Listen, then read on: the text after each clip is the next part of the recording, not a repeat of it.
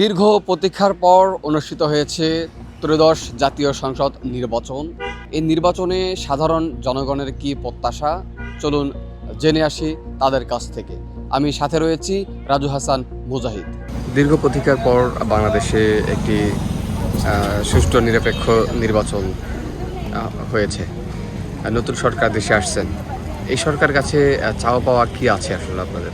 এই সরকারের কাছে চাওয়া পাওয়া বলতে আসলে পুরানো যে সময়গুলো ছিল সেখানে আমাদের বিভিন্ন সাফারিংস ছিল, বিভিন্ন কিছু নিয়ে আমরা সাফার করেছি। দ্রব্যমূল্যের দাম অনেক বেশি ছিল, নিরাপত্তার একটা বিষয় ছিল, তারপর বৈদেশিক সম্পর্কের বিষয় ছিল। সাধারণ মানুষের কথাগুলোকে শোনা হতো না, বা সাধারণ মানুষ যদি সরকারকে ক্রিটিসাইজ করতো সেক্ষেত্রে সেটাকে দমিয়ে রাখার চেষ্টা করা হতো। তো বাক স্বাধীনতা, মানুষের নিরাপত্তা, এরপর দ্রব্যমূল্যের দাম কমিয়ে আনা, বা সামনে রমজান আসছে, দ্রব্যমূল্যের দাম যাতে সাধারণ মানুষের হাতের মুঠোয় থাকে এবং জিনিসগুলো যাতে অ্যাভেলেবেলভাবে মানুষ পায়, এগুলাই সরকারের কাছে প্রত্যাশা। এবং সরকার যেন সকল ধর্ম বর্ণ নির্বিশেষে সকল মানুষের কাছ থেকে সমালোচনা নিয়ে আরও কিভাবে ভালো করা যায় সেদিকে খেয়াল রাখে, এটাই হচ্ছে সরকারের কাছে চাওয়া থাকবে। যারা সংসদ সদস্য নির্বাচিত হয়েছে তারা জনগণের আশা আকাঙ্ক্ষার যে বাস্তবায়ন, তারা বাস্তবায়নের জন্য তাদের সর্বোচ্চটুকু দিয়ে চেষ্টা করা যাবে এবং এটাই আশা করি। এবং বাংলাদেশের আপনি জানেন যে গণভোটে হ্যাঁ জয়যুক্ত হয়েছে এবং এই হ্যাঁ জয়যুক্ত হওয়ার মাধ্যমে বাংলাদেশ, এখানে বলা আছে যে হ্যাঁ জয়যুক্ত হলে জাতীয় সংসদের প্রথম অধিবেশনে এটা উপস্থাপন করতে হবে এবং সরকার বাউন্ড, মানে এই যে গণভোটের যে সংবিধান সংস্কার কমিশন, সংবিধান সংস্কার কমিশনের মাধ্যমে যে প্রস্তাবগুলো এসেছে সেগুলো আলোকে নতুন করে দেশ গঠন হবে এবং এখানে উচ্চ কক্ষ থাকবে, নিম্ন কক্ষ থাকবে সেখানে, এবং এই দুইটা ব্যালেন্স করে চেক অ্যান্ড ব্যালেন্সের মাধ্যমে আমি মনে করি যে দেশের আইন প্রণয়ন হবে এবং এটা জনগণের আশা আকাঙ্ক্ষাকে বাস্তবায়ন করবে বলে মনে করি। পাঞ্জাবের জগতে একটি বিশ্বস্ত নাম শাবাব এথনিক ওয়্যার।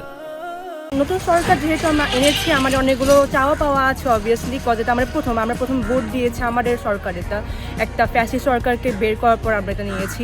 এখন সবচেয়ে আগে আমাদের মেন হচ্ছে নারীদের যে সেফটি ব্যাপারটা আছে ওইটা, কজ আমরা দেখে আসছি যে নারীদের উপর কী হয়েছে। ইভেন জুলাইয়ে সবচেয়ে বড় অবদান একদিক দিয়ে নারীদের ছিল, ওরা নিজেদের কোটার সব বাদ দিয়ে নিজের মাঠে নেমেছিল। এখন ওদের অধিকারটা দেখা, ওরা যেন কোনো রকমের হ্যারাসমেন্টের শিকার না হয়, বা ওদের যেন অধিকার কোনো রকমভাবে ক্ষুণ্ণ না হয়। ইবনে সিনার একটা কাহিনী দেখলাম, ওরা শুধু মেল বলে অ্যালাউড করবে, ফিমেল নিচ্ছে না। ওইটা একটা ব্যাপার যে এরকম বৈষম্যটা কেন, যখন আমাদের 44% মনে হয় উইমেন ফোর্স যারা কাজ করে। সো ওই একটা দেখতে হবে আমাদের। ওই একটা কাহিনী শুনলাম, হাতিয়ার কাহিনী, যে আপনার কোনো একটা করা হয়েছে, হেনস্থা করা হয়েছে, একজনকে ধর্ষণের কাহিনী শুনলাম একটা মাকে, জাস্ট বিকজ অন্য একটা মনে হয় অন্য কোনো একটা যাকে ভোট দিয়েছে। ওটা ঠিক না। এটা এরকম কেন হবে? আমরা এত কিছু করার পর কেন এরকম একটা সিচুয়েশনে থাকবো?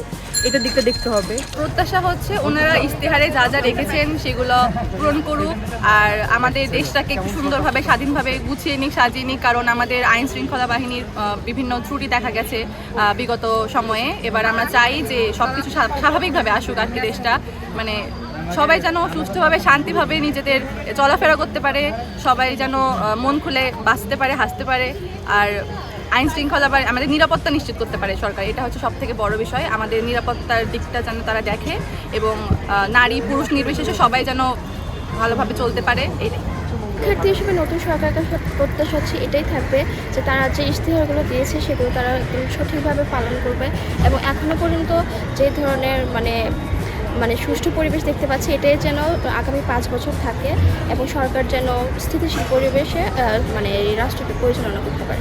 এই সরকারের কাছে 5ই আগস্টের পরে তেমন বেশি কিছু আসলে চাওয়া পাওয়ার নাই। জাস্ট দেশটা যদি স্থিতিশীল পর্যায়ে থাকে, কোনো হত্যা, চাঁদাবাজি, ধর্ষণ, এই জিনিসগুলো আসলে কন্ট্রোলে থাকলে, আন্ডার কন্ট্রোলে থাকলে, এটাই আসলে চাওয়া পাওয়া, আর কিছুই নাই। রিসেন্টলি এই যে ইলেকশনের পরে নির্বাচন, একটা সুষ্ঠু নির্বাচন হয়েছে, এরকম নির্বাচন আগে কখনোই আমি আমার চোখে দেখি নাই, আমার লাইফ টাইমে এই পর্যন্ত দেখি নাই। বাট আমার যতটুকুন চাওয়া পাওয়া, জাস্ট দেশটা স্থিতিশীল পর্যায়ে থাকুক, কোনো হত্যা কিংবা ধর্ষণ, চাঁদাবাজি, টেন্ডারবাজি, মামলা বাণিজ্য, এই জিনিসগুলো যেন আন্ডার কন্ট্রোলে থাকে।